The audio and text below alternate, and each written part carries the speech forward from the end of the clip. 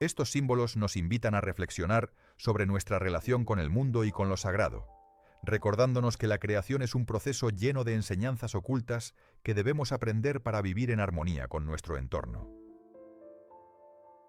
El mito también revela enseñanzas sobre la importancia del maíz, no solo como alimento, sino como símbolo de vida y continuidad.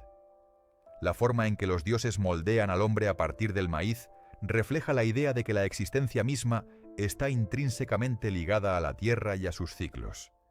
Cada elemento en la historia, desde las semillas hasta los rituales, tiene un significado oculto que transmite valores como la paciencia, la gratitud y la responsabilidad hacia la naturaleza.